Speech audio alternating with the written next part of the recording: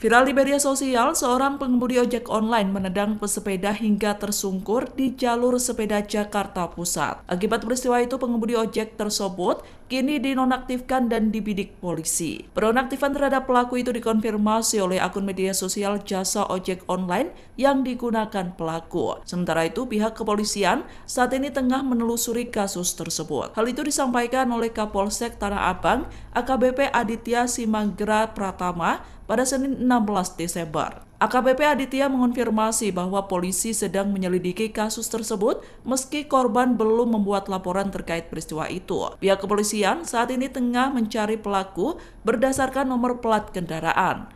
Adapun pelaku nekat menerobos jalur sepeda di kawasan Sudirman Tamrin. Pelaku kemudian diteriaki oleh pesepeda karena berada di jalur yang Download Tribun X sekarang, menghadirkan lokal menjadi Indonesia.